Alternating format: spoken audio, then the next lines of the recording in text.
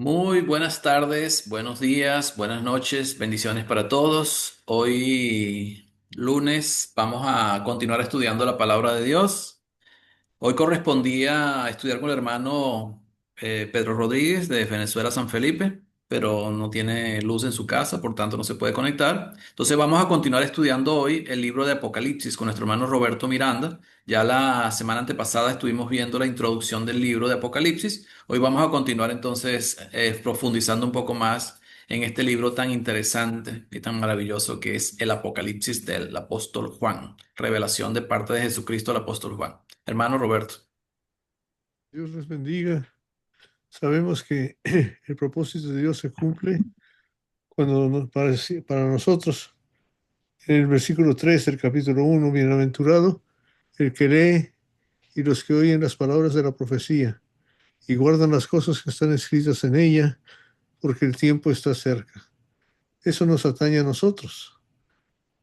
Nos- es para nosotros, es una bendición y un privilegio poder hacerlo. El lunes antepasado terminamos el versículo 8, del 1 al 8 solamente el capítulo 1, porque andamos con una introducción y recordándoles que es un libro que nos relata la victoria del cristiano, la victoria de la salvación, la victoria de Cristo, la victoria de Dios, la victoria absoluta.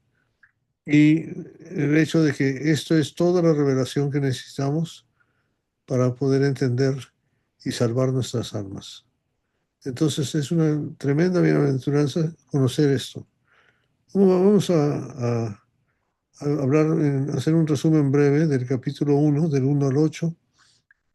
Me gustaría realmente que le quisiera ayudar a alguien con eso. Quizás el hermano ah, Agustín podría darnos un breve resumen del versículo 1 hasta el versículo 8 de este capítulo 1.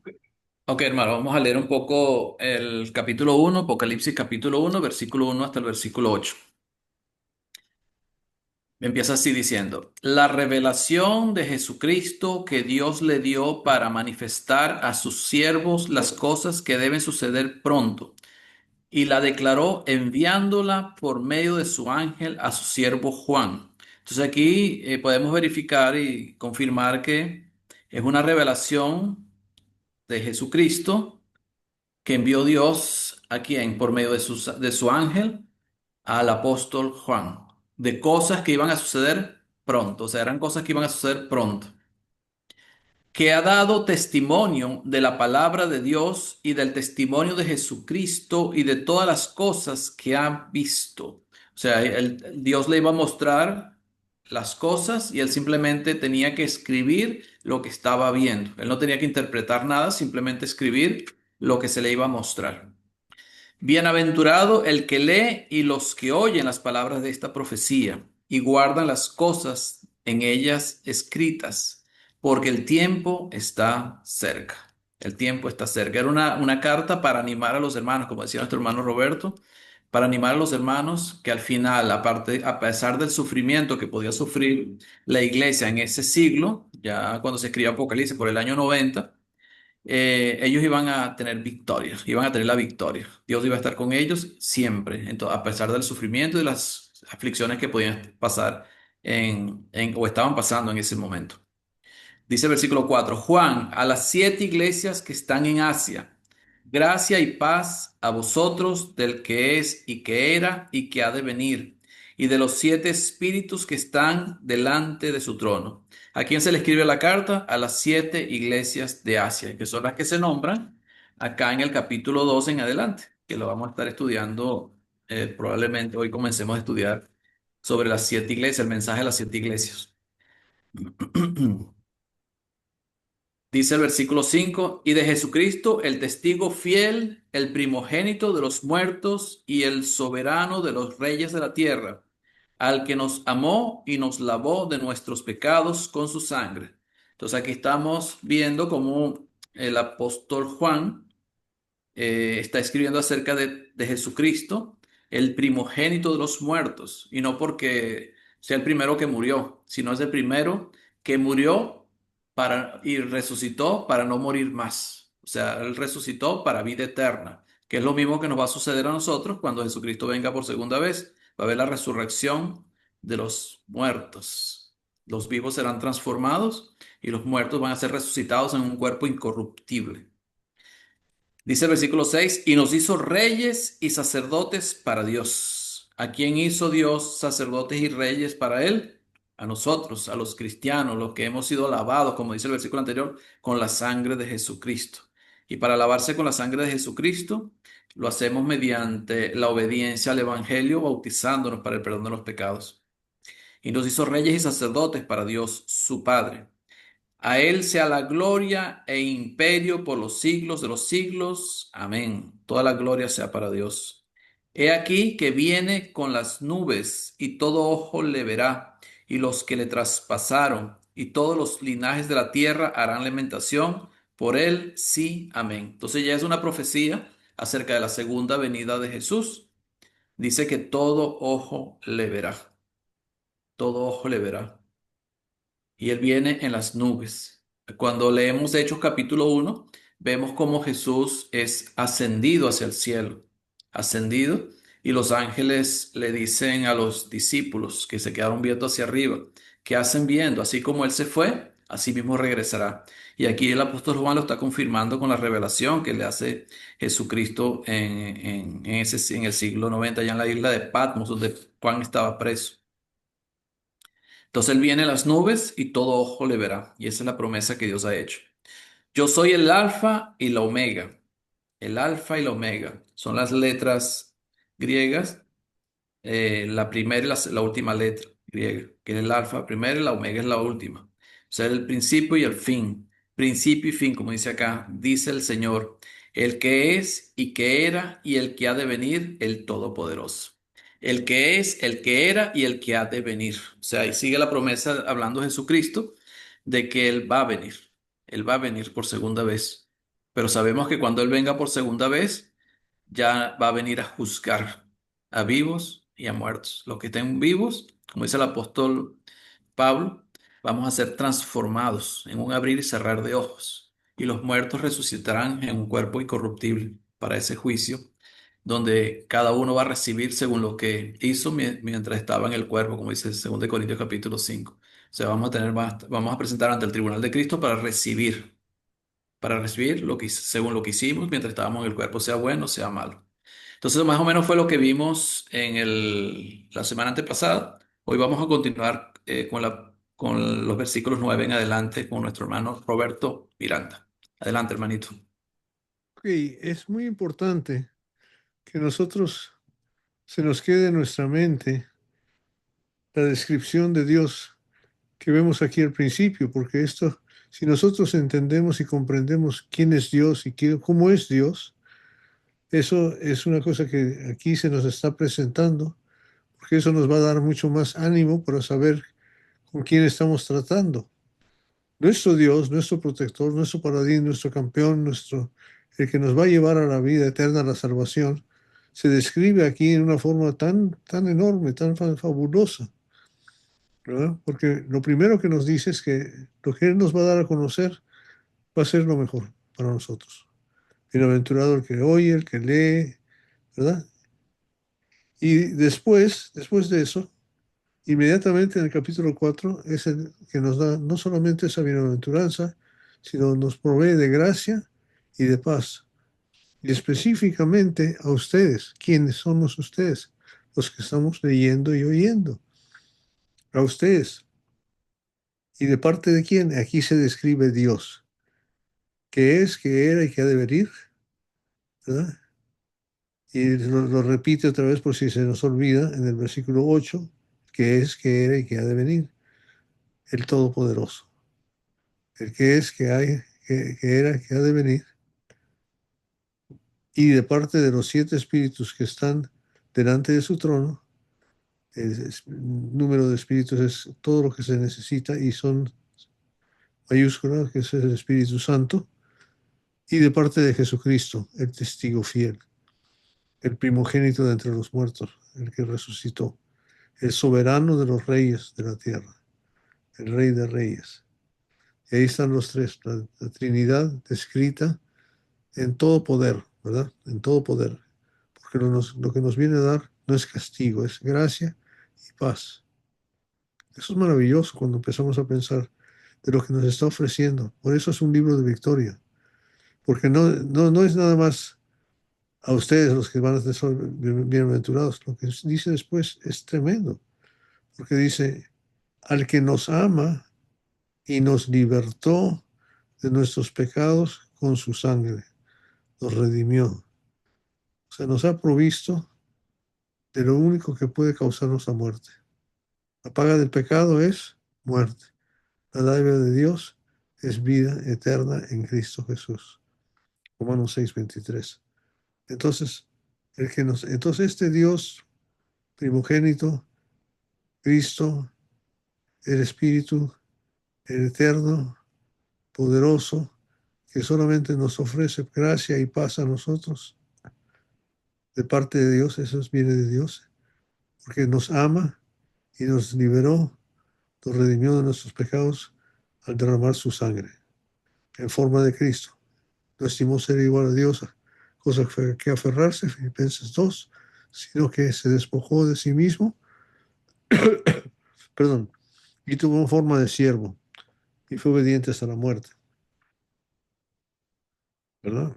Y entonces, después de habernos libertados con su sangre, o sea, no con cualquier cosa, con su sangre. ¿Cuánto vale la sangre de Cristo? Wow. Dice, hizo de nosotros un reino. ¿Cuántos reinos, hermanos? Uno. Un solo reino. Una sola iglesia. ¿Verdad? Un reino, sacerdotes para Dios. El reino está compuesto de sacerdotes. O sea, no hay ni uno de nosotros que no sea sacerdote, ni uno de nosotros que no sea rey. Por eso en 1 Pedro 2:9 dice que nos hizo reyes y sacerdotes. Y eso lo va a hacer otra vez en el capítulo 20, versículo 6.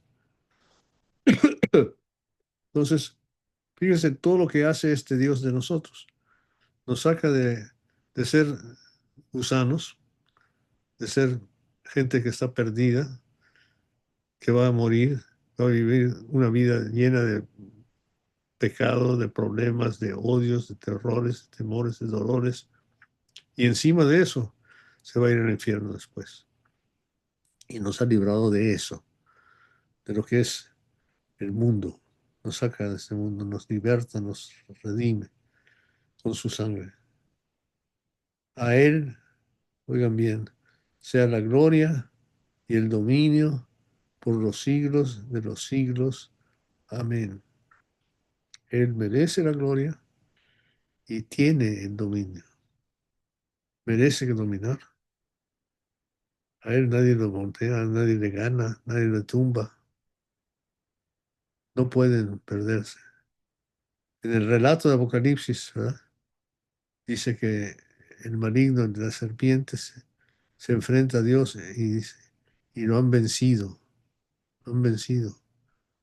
¿verdad? Con la sangre del Cordero. Venció la muerte con poder. Ese es nuestro Dios, el que es, el que era y el que debe ser, ¿verdad? Y, y de ahí nos separa, no es un Dios que se olvida de nosotros, ¿verdad? A donde yo voy, vosotros no podéis ir, pero ¿por qué? ¿Por qué? Porque voy a preparar un lugar para vosotros, Juan 14. Y si voy a preparar un lugar para vosotros, vendré por vosotros, ¿verdad? Porque voy a preparar una casa, un lugar precioso. Viene con las nubes, todo ojo lo verá, todo, ojo vivo, ojo muerto, todo el mundo lo verá. Aún los que lo traspasaron, ahí está. Y todas sus tribus de la tierra harán lamentación por él. Sí, amén. Yo soy el Alfa y el Omega, el A y la Z, dice el Señor Dios, el que es, que era y que ha de venir, el Todopoderoso. Entonces, si tenemos el entendimiento de este Dios de nosotros descrito en 8 versículos, y lo que nos está diciendo que va a hacer por nosotros, y ya está haciendo por nosotros, y ya hizo por nosotros, qué maravilla de Dios tenemos. Eso nos debe de animar a saber que estamos contando con alguien que puede hacer todo esto que él dice. Ok, ahora Juan va a relatar cómo fue que él tuvo esta situación. Va a empezar a contar lo que él vio y lo que él hizo, qué es lo que tiene que hacer. Entonces, si alguien me hace el favor, ¿quién no ha leído últimamente? El versículo 9 al versículo 20. A ver, Yo puedo leer. Aida, Ay, perdón. adelante. Aida. ¿Quién va a leer? Vaya, vaya. Ok. El versículo 9, 9 al 20 del capítulo 1 de Apocalipsis. del 9 al 20. Yo, Juan, vuestro hermano y copartícipe vuestro en la tribulación, en el reino y en la paciencia de Jesucristo, estaba en la isla llamada Patmos por causa de la palabra de Dios y el testimonio de Jesucristo. Yo estaba en el Espíritu en el día del Señor y oí detrás de mí una gran voz como de trompeta que decía: Yo soy el Alfa y la Omega, el primero y el último. Escribe en un libro lo que ves y envíalo a las 7 iglesias que están en Asia: a Éfeso, Esmirna, Pérgamo, Tiatira, Sardis, Filadelfia y la Odisea.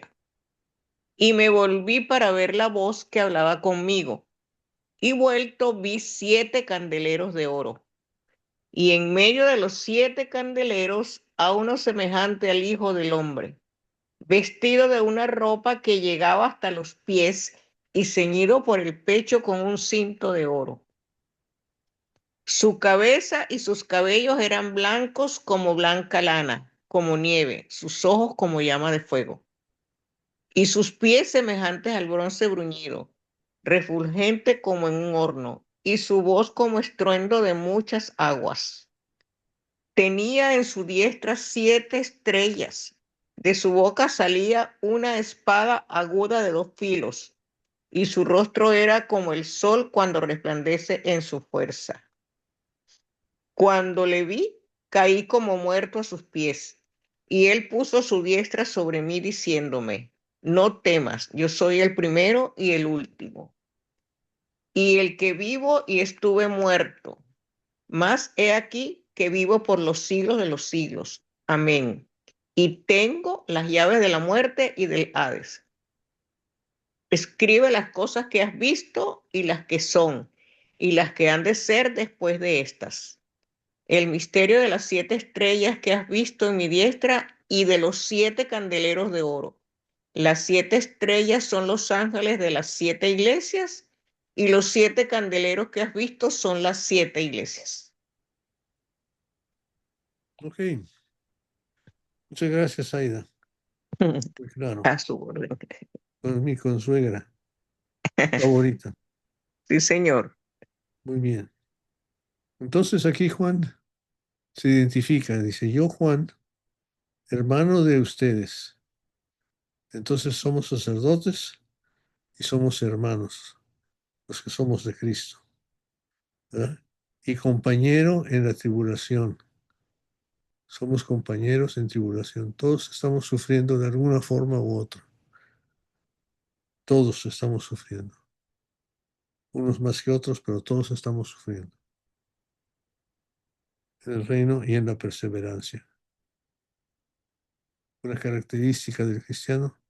¿Se acuerdan del fruto del Espíritu? Amor, paz, bondad, paciencia, ¿verdad? Dominio propio, etcétera, benignidad. Tantos que hay, pero somos compañeros en perseverancia, en paciencia. En Jesús, estamos en Cristo, estamos revestidos de Jesús. Los que habéis sido bautizados en Cristo, de Cristo os habéis revestido. Me encontraba en la isla llamada Patmos por causa de la palabra de Dios.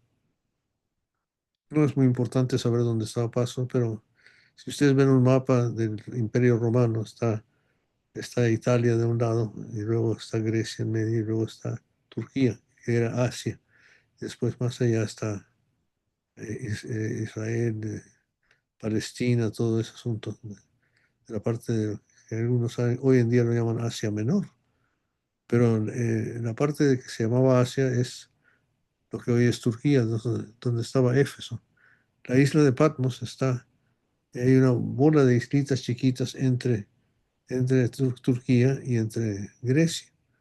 Hay una de esas islitas es ahí, pero está más cerca de Asia que de Grecia. Es más, el puerto más cercano es Éfeso, más o menos está ahí. Entonces, por eso estas cartas que tenía que escribir, tenía que mandarlas a esas iglesias, las iglesias que le quedaban más cerquita a él. A él estaba, aunque tenías que cruzar, por decir algo, alrededor de unos 100 kilómetros de agua para llegar, ¿no?, a la costa del Asia. Pero entonces enviaron a las 7 iglesias a Éfeso, Esmirna, Pérgamo, Teatira, Sardis, Filadelfia y la Odisea. Y entonces, una vez que sabemos eso, el lugar geográfico, es importante saberlo porque existe. Históricamente puede uno ir a la isla de Patmos. Es una isla pequeña, pero es habitada, es una isla que tiene gente y todo. Entonces me volví para ver de quién era la voz que hablaba conmigo. Y al volverme, vi 7 candelabros de oro. En medio de los candelabros vi a un semejante al Hijo del Hombre. ¿Verdad? Hijo del Hombre es uno de los nombres que se le da a Jesucristo. También se los dan a algunos profetas. Ezequiel, Jehová le decía alrededor de cada rato Hijo de Hombre. Pero aquí ese Hijo del Hombre, o sea, del mero, mero hombre. Me volví para ver y vi uno que era semejante a Jesús, ¿verdad?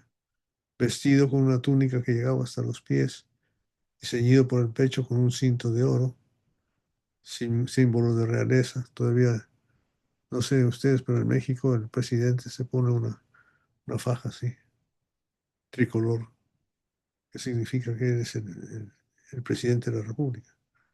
Entonces es un signo de majestuosidad, de- de que uno es rey, del reinado. Entonces, así te está describiendo al Hijo del Hombre. ¿Verdad? Cuando él dice aquí Rey de Reyes, nos está diciendo, esto es lo que yo vi. Nos está dando una idea de lo que es eso. Rey de Reyes. ¿Verdad? Llegaba hasta el ceñido ok, pero el cinto era de oro. Y antes de eso, vemos que estaba en medio de los 7 candelarios. No tenemos que hacer mucha bulla porque sabemos que los 7 candelabros, él mismo nos va a explicar acá en el versículo 20, ¿verdad? Donde dice, en cuanto al misterio de las 7 estrellas que viste en mi mano derecha y de los 7 candelabros de oro, las 7 estrellas son los ángeles de las 7 iglesias y los 7 candelabros son las 7 iglesias. O sea, la palabra de Dios, inspirada por el Espíritu Santo, todo lo que uno necesita. No vamos a hablar mucho de numerología, pero generalmente el número 7 indica un número perfecto, una totalidad de cosas de Dios, que tiene que ver con Dios. ¿Verdad? Entonces, 7 candelabros, todas las iglesias. 7 estrellas, todo el Espíritu Santo. ¿Verdad? La luz, la palabra de Dios. Fin.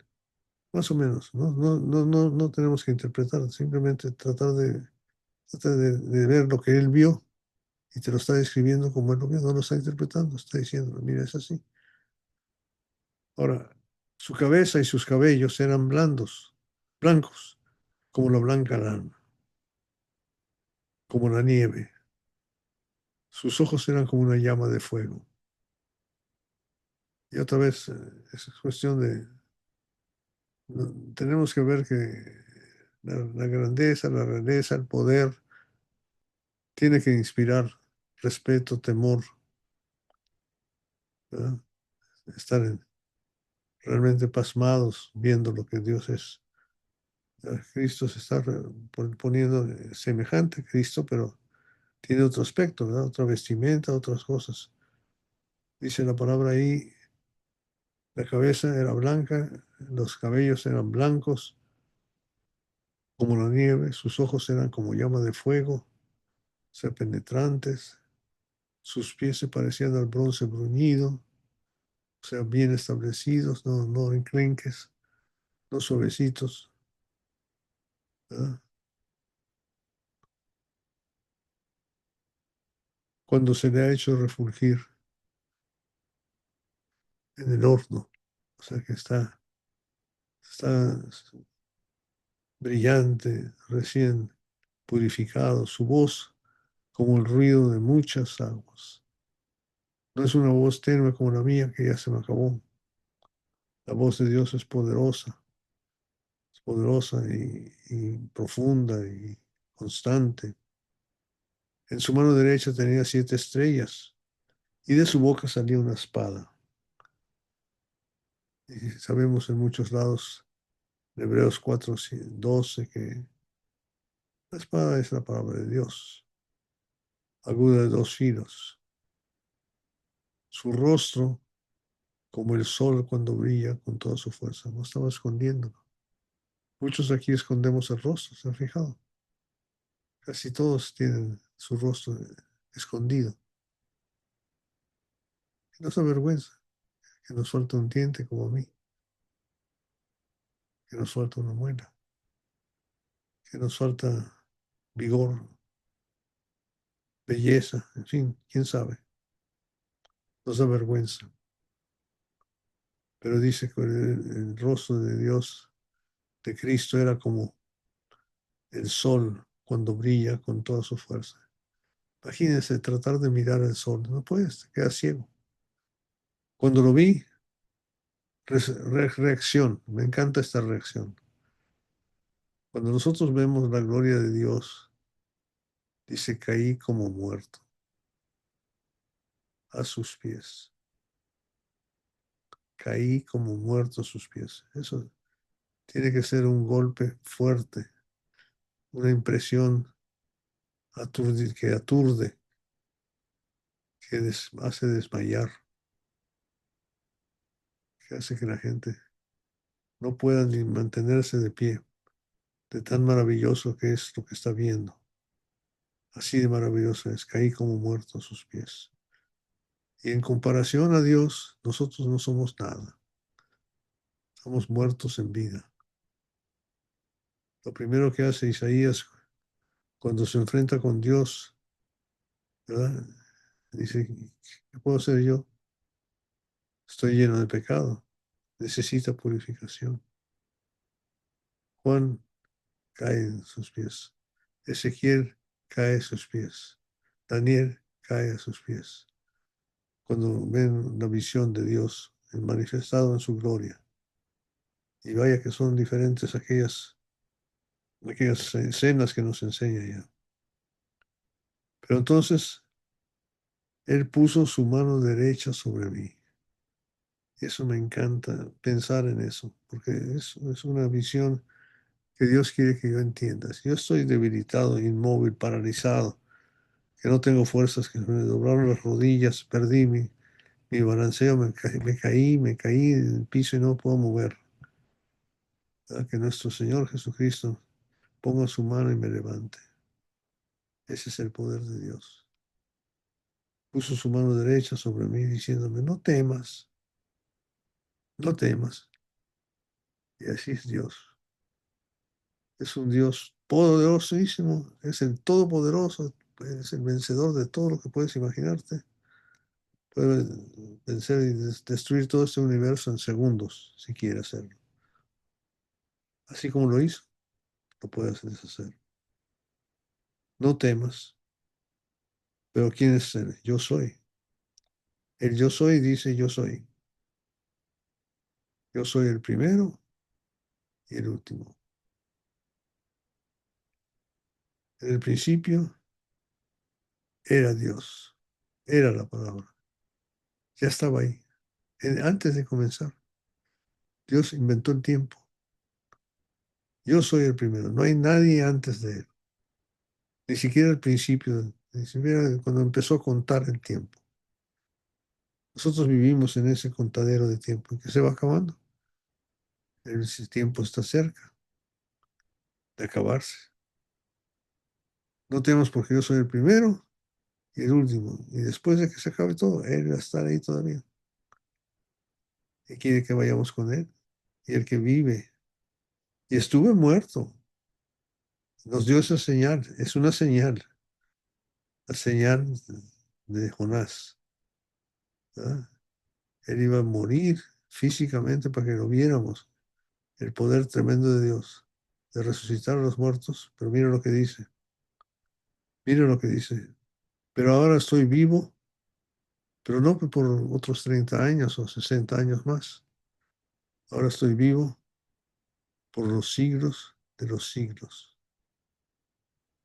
Y quiero que paremos ahí. Estoy vivo por los siglos. Párense y vean que es una resurrección diferente, mucho más poderosa de la que le pasó a el hermano de Marta y a Lázaro, ¿no? Que seguro después murió.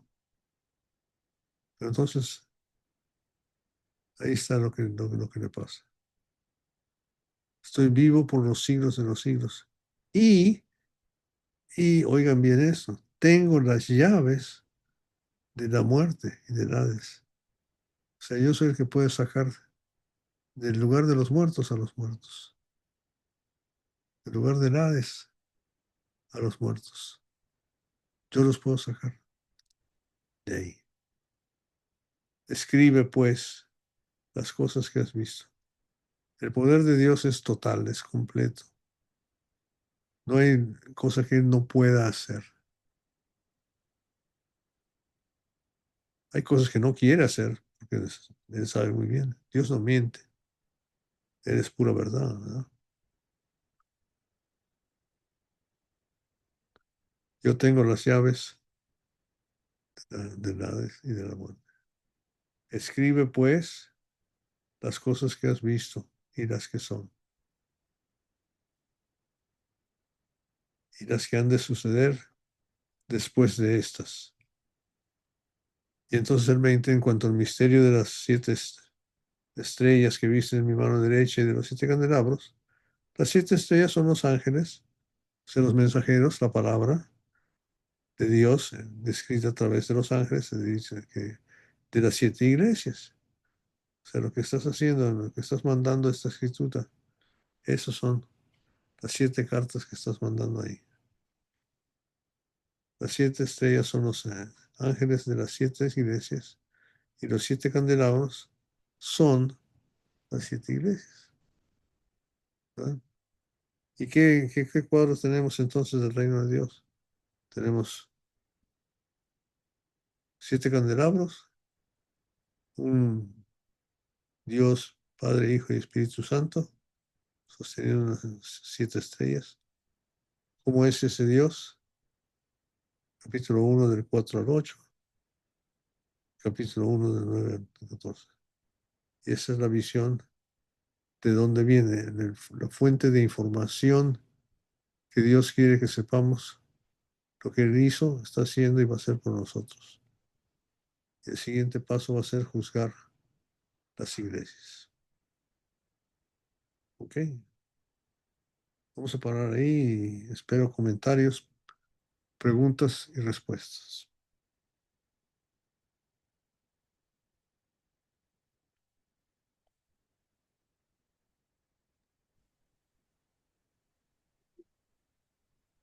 Bueno, aquí en el versículo 9 lo que se ha discutido mucho es acerca del reino de Dios, que muchos siguen esperando el reino de Dios, pero aquí el apóstol Juan, en su revelación, nos está diciendo que ya él estaba en el reino de Dios. Dice, yo Juan, vuestro hermano y copartícipe vuestro en la tribulación, en el reino. O sea, él estaba sufriendo tribulación, él también estaba sufriendo, tenía persecución, estaba sufriendo persecución. Aparentemente, según los historiadores, él estaba preso en Patmos, como él dice aquí, por causa de la palabra de Dios y el testimonio de Jesucristo. O sea, que era la razón por la que perseguían a los cristianos en el primer siglo y en especial a los apóstoles, que eran perseguidos. Pero él dice que él estaba en el reino. O sea, él era copartícipe en el reino, en el reino. O sea, que ya el reino y la iglesia es lo mismo. O sea, que cuando se establece la iglesia, ya en Hechos capítulo 2 el reino de Dios está entre nosotros. Como decía Jesucristo, ya el reino de Dios está entre vosotros.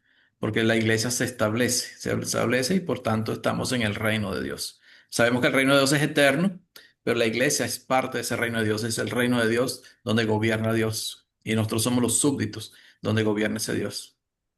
El hermano Efraín,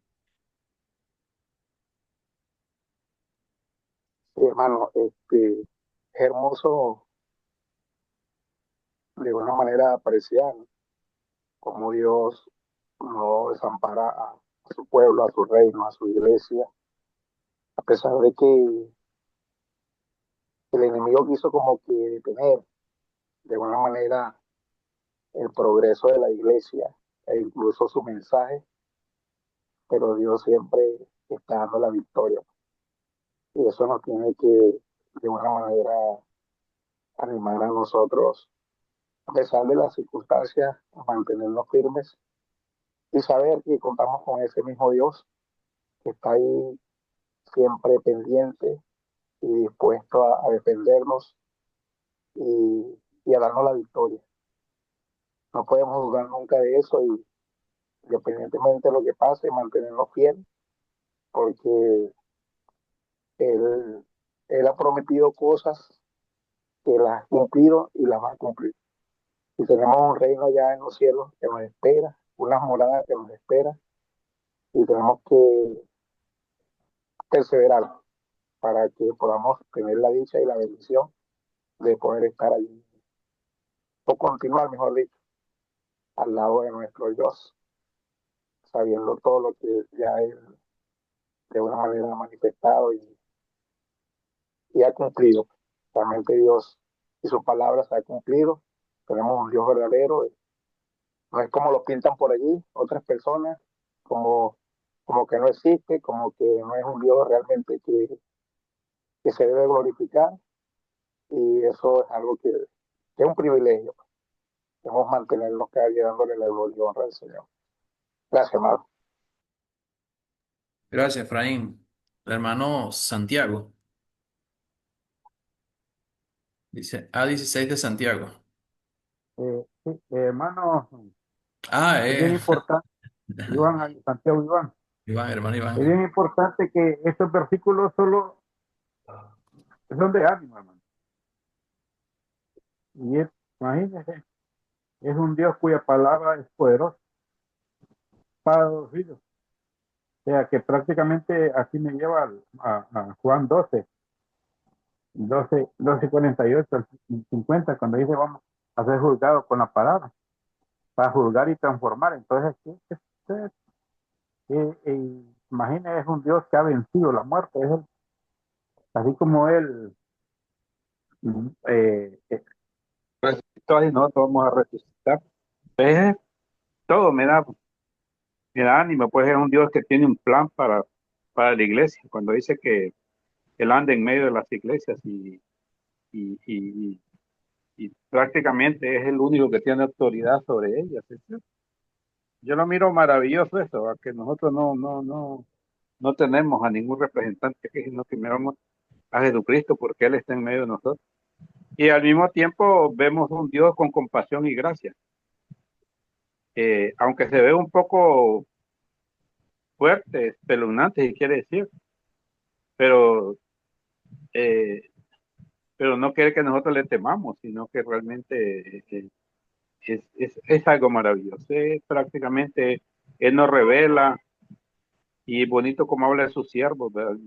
Aclara el significado de las visiones, no hay nada enredado ahí, porque muchos realmente tratan de enredar este Apocalipsis para que no todos lo podemos entender y está bien clarito, es un Dios santo, justo, su gloria es abrumadora, por sus ojos de llamas de fuego que juzgan sus pies de bronce.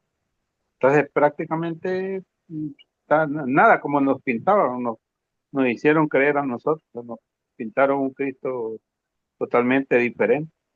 Es un Dios omnisciente, omnipresente, que está en todas las iglesias y dice, sus ojos ven todo. Entonces, es algo maravilloso. Para mí, esta parte realmente yo tengo que despertarme todos los días y ver a ese Cristo maravilloso y que me dé ánimo para continuar adelante. Señor le bendiga, hermano. Amén. Gracias, hermano Iván. Hermana Alex. Cuando antes de iniciar el estudio, que el hermano Agustín preguntaba sobre mi nieta, y bueno, pues comenzó la conversación con la hermana Tiziana. Yo en un momento quise decir que mirar el rostro de mi nieta tan puro, tan inocente, tan milagroso, porque de verdad que su llegada a este mundo fue con tanta dificultad. Yo lo primero que digo que cada vez que veo a mi nieta veo la gloria de Dios, pues. Y de verdad que yo le doy gracias a Dios por eso, que en ella me hace ver su gloria, porque primero que con todo lo que pudo haber pasado para que ella llegara a este mundo, que fue situaciones sumamente difíciles, ver que la gloria de Dios fue manifestada en esa vida. Y le decía, todos los días le digo a Dios, ¿verdad? Que por ese milagro tan hermoso que es mi nieta, su madre, que es inconversa, pueda entender que, que en su hija, que cada vez que mire el rostro de su hija, es una bendición tan grande de Dios que por agradecimiento debería buscarlo y entregarle su vida y entregar y orientar a su hija en los caminos del Señor. Y ese es mi anhelo más grande que tengo con respecto a sus padres, ¿verdad? Y sé que cuando creemos firmemente en ese poder maravilloso de Dios, el Señor que conoce nuestros anhelos, solamente pues puedo decir que en la total obediencia a Él va, se va a producir que cumpla el Señor esos deseos, porque de verdad que ver, es más, de hecho no solamente en la vida de mi nieta, sino en mi propia vida, pues el hecho de haber alcanzado la gracia es ver que la gloria de Dios está manifestada también en mi vida y como en la vida de cada uno de ustedes, pues, porque sabemos que muchos anoche pues no pudieron vivir este día. Anoche pudieron muchos despedirse de este mundo sin la gracia y tener el privilegio, o sea, haber tenido el privilegio de que el Señor me eligiera para que yo alcanzara esa gracia maravillosa, pues es suficiente para decir gracias, Señor, porque te has glorificado en mi vida. La gloria de Dios, como como la veía Juan aquí en Apocalipsis, ¿verdad? Como dice el hermano, que ni siquiera, que era como el sol. Nosotros podemos nada más ver nuestra vida y ver que la oportunidad que tenemos de llegar a esa eternidad junto a Él, eso es algo demasiado grande que no debemos nunca olvidarnos y aún con nuestras fallas y nuestras dificultades, pues esforzarnos para hacer las cosas como Él quiere. Muchas gracias. Gracias, hermanita Alex. ¿Alguien más tiene comentarios? ¿Preguntas? Hermano Roberto, ¿tiene algo más que agregar? En la siguiente oportunidad seguimos adelante con el capítulo 2. Hermano Darwin. Darwin.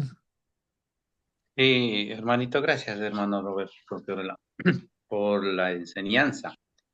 Aquí lo que nos habla me intriga a mí el capítulo 1, versículo 9, donde en esta primera sección del libro se presenta a Cristo y Señor y juez de la iglesia. Sí, y Cristo se dirige a la iglesia representando por las 7 congregaciones de Asia Menor, donde para ponerla en guardia contra los peligros y amenazas de dentro y fuera de la iglesia y para animarla a permanecerle fiel. a pesar de las situaciones de esas iglesias que había. Sí, entonces pienso que eso está dirigido a nosotros, los que estamos también en las congregaciones como siervos y, y liderando, estar pendiente de todas esas cosas que nos habla aquí. Hubo muchos problemas en estas iglesias de Asia, Efesio, Esmirna y Tiatira. Entonces, yo pienso que también va como enlazado a los 7 días de la semana, ¿no? No sé si estoy yo correcto en ese sentido. Cuando habla en el versículo 10, dice, Día del Señor, esta expresión, digo, se usa aquí por primera vez y, y única vez como en el Nuevo Testamento para elegirse el primer día de la semana, es decir, el domingo, como dice Hechos 27, ¿no? Se reunían a partir el pan y todo eso. Entonces yo pienso que aquí Juan, nuestro hermano Juan, estamos representados como compañeros en cualquier tribulación, como siervos de la iglesia, las tribulaciones que existen. Bueno, en definición he visto aquí que está, eh, que hay que poner en guardia las iglesias, o sea, la iglesia de Cristo, hay que ponerla en guardia en los peligros que se amenazan. Eso es lo que él dice, yo soy el último, el primero, y todas esas cosas. Entonces, pienso que ese es nuestro deber para nosotros como consejo en estos versículos también. Gracias, hermanito Darwin. ¿Alguien más? ¿Algún comentario? O si tienen preguntas, los pueden hacer también.